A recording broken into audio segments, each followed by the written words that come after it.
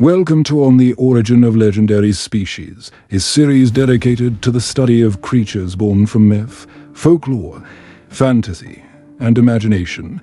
Each episode, we examine a single legendary being, its origins, its traits, its enemies, and the cultural forces that shaped its legend. From ancient gods and dragons to cryptids, monsters, and icons of modern fiction, this is a natural history of the unreal. In this episode, we turn to the icy fjords and misty mountains of Scandinavia, to a creature born of greed, tragedy, and transformation. Today's subject is one of the most infamous dragons in Norse mythology, Fafnir. In the beginning, Fafnir was not a dragon at all. He was born a dwarf, the son of the magician Hreidmar, and brother to Regin and Otter. According to the Velsungsaga, one of the great epic texts of Norse legend, Fafnir was strong, fierce, and far prouder than his kin. The family's fate turned when Otter was accidentally slain by the god Loki, who mistook him in his otter form. As recompense, the gods were forced to pay a ransom in gold. Cursed gold, tainted by the ring and Veranot. This treasure brought only ruin to those who possessed it. When the ransom was delivered, greed poisoned the family. Fafnir coveted the treasure above all, and in his lust to keep it, he murdered his father Hreidmar. Not content with simple guardianship, he transformed, taking on the monstrous shape of a dragon, the most fearsome form of greed itself.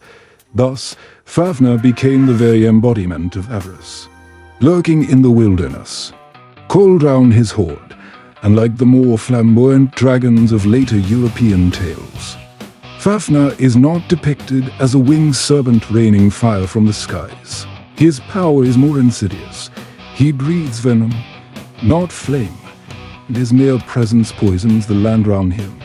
He is vast, serpent-like, armored in scales said to be nearly impenetrable. His lair is described as a desolate wasteland, a reflection of how greed corrupts and destroys all things nearby. But perhaps the most terrifying thing about Fafnir is psychological, not physical. He represents the consuming hunger of greed. He is not a force of nature like a storm, but the consequence of human flaws twisted into monstrous form. Every monster, of course, has its slayer. Fafnir's fate came at the hands of Sigurd, known later in German legend as Siegfried. With the help of Regin, Fafnir's brother, Sigurd dug a trench in the earth and ambushed the dragon as he slithered to his water source, as the creature crawled over the pit.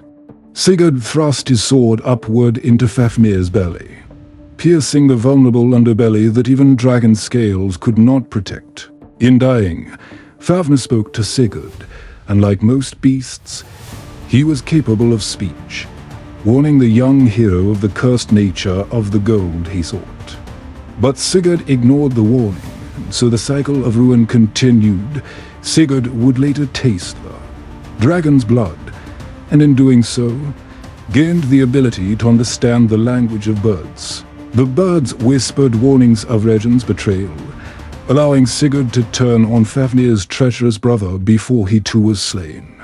Fafnir's story has echoed far beyond the sagas of medieval Scandinavia. In Wagner's Ring Cycle opera, he appears as a dwarf transformed into a dragon, slain by the hero Siegfried in a dramatic reimagining. In modern fantasy, his name appears everywhere, in J.R.R. Tolkien's writings, which drew heavily on Norse mythology.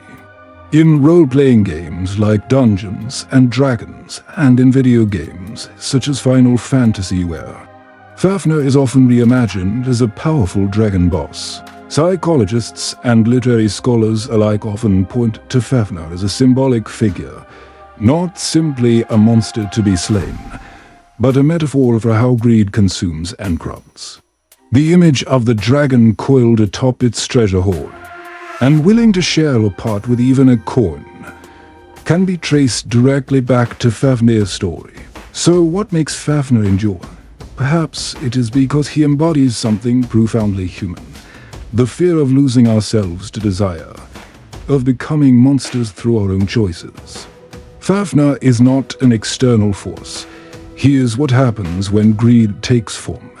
You've been listening to On the Origin of Legendary Species. If you enjoyed this episode, consider subscribing and exploring our collections, from dragons and cryptids to gods, demons, and creatures of science fiction. New episodes are released weekly, each examining a single legendary species in depth. Until next time, remember, legends do not disappear, they evolve.